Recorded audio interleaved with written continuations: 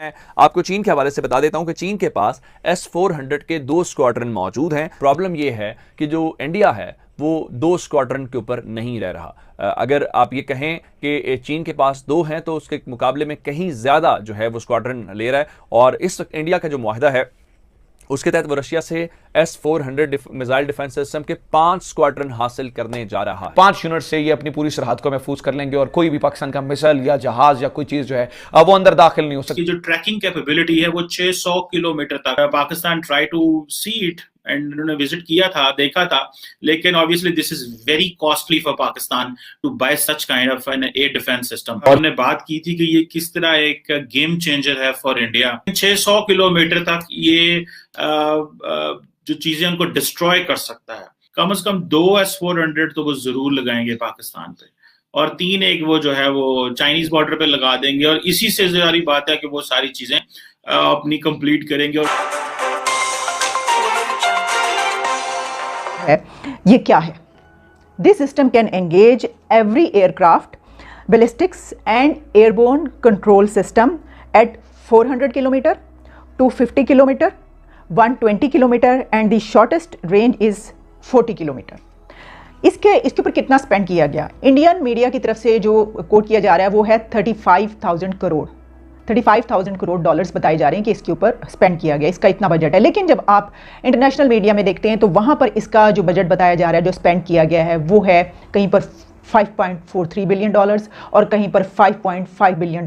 ये है कि क्या इंडिया इसको चाइना के खिलाफ इस्तेमाल करना चाहता है? तो इंडिया की तरफ से जो भी डिटेल सामने आ रही हैं, इंडिया का यही स्टैंस है कि उसने ये सिस्टम चाइना के खिलाफ अपने मुल्क को डिफेंड करने के लिए लिया है, और इसको उन बॉर्डर्स पर, उन प्लेसेस पर डिप्लॉय किया जाएगा कि जहां पर चाइना के खिलाफ अपने मुल्क को डिफेंड किया जा सके। लेकिन ये भी सुनने को मिला, ये भी पढ़ने को मिला, कहा जा रहा है कि इनमें से एक, क्योंकि ये 5 long range surface to air system है, तो इनमें से एक पाकिस्तान और इंडिया के ऐसे बॉर्डर पर डिप्लॉय किया जाएगा कि जहां पर पाकिस्तान के खिलाफ भी जो है वो इसको इस्तेमाल किया जा सके, इसको यूज़ किया जा सके।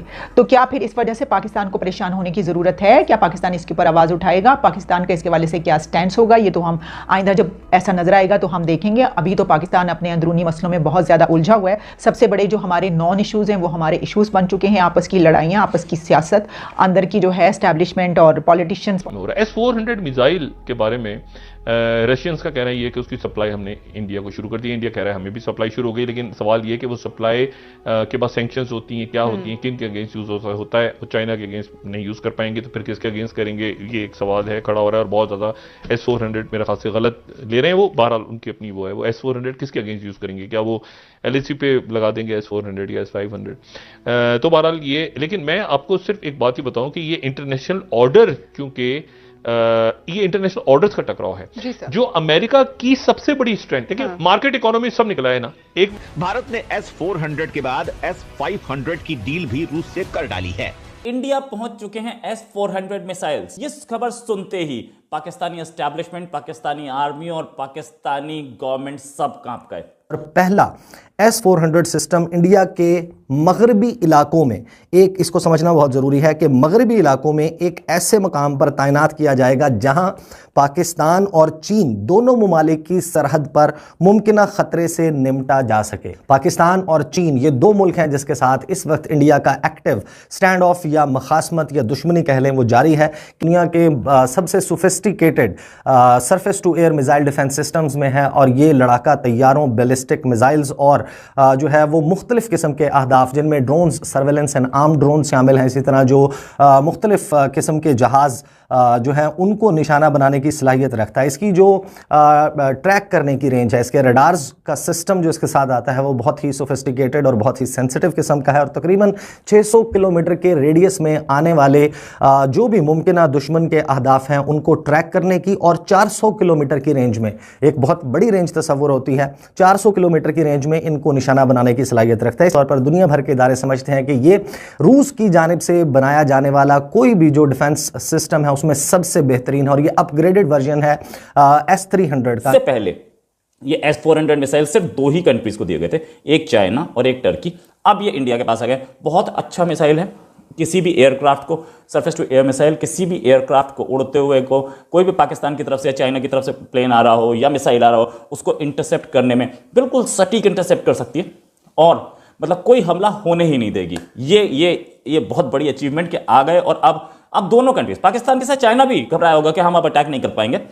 इंडिया ने 2018 अक्टूबर में ये एग्रीमेंट साइन किया था और इस एग्रीमेंट में के हिसाब से 5 रेजिमेंट आनी थी S-400 की। ये एग्रीमेंट $5.43 बिलियन का था और आनी शुरू हो गई। तो अब इसके साथ साथ पहले ही रशिया बोल चुका था कि इंडियन मिलिट्री पर्सनल को हम ट्रेनिंग दे रहे हैं और जल्दी ही दे देंगे।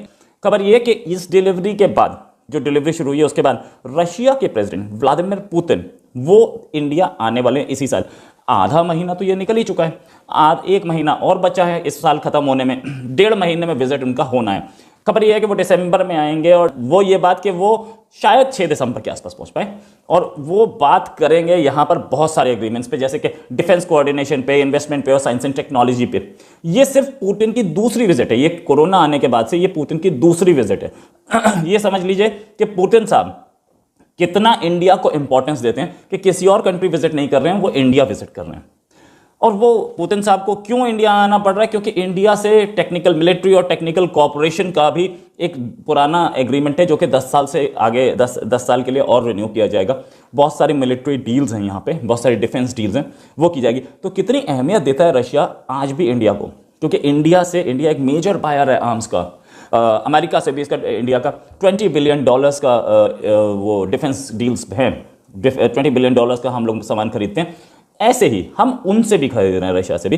तो यही चीज इंडिया इंश्योर कर रहा है। इस वक्त एक मर्तबा फिर से जिस तरह से 1990s के अंदर भारत में एटमी धमाके किए और पूरे खित्ते की ताकत का तवाजुन जो है वो बिगड़ कर रह गया था और पाकिस्तान के लिए बड़ी अलार्मिंग सिचुएशन थी, एक मरतबा फिर से 2021 के अंदर बिल्कुल उसी दौराहे पर पाकिस्तान आ खड़ा हुआ है। और एक मरतबा फिर भारत ने एक ऐसा धमाका किया है और एक ऐसी बड़ी खबर इस वक्त सामने आई है जिसने इस पूरे रीजन के अंदर जो पावर इक्विलिब्रियम है, जो ताकत का तवाजुन है, उसे एक मरतबा फिर से बिगाड़ दिया है। और इस ताकत के तवाजुन के अंदर भारत को एक बर्तरी हासिल हुई है, लेकिन इस बर्तरी के इफेक्ट सिर्फ 2 मुमालिक पर होने जा रहे हैं, पाकिस्तान और चाइना।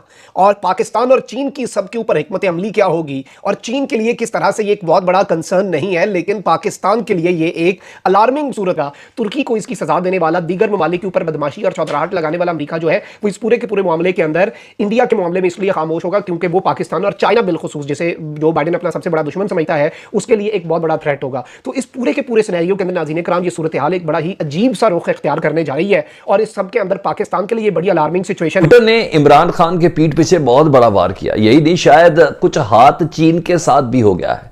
S-400 की पहली खेप, पहला स्क्वाड्रन इंडिया पहुंच चुका है।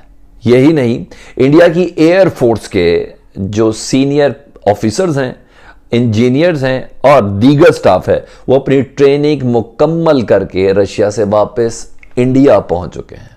और इस सिलसिले में S-400 के नस्ब होने का काम का आगाज हो चुका है। और चीन कितना इक्विप्ड नजर आ रहा है, पाकिस्तान को कितना बड़ा यह थ्रेट फील हो रहा है। और चीन और पाकिस्तान की अफवाज इस खबर के बाद किस हद तक अलर्ट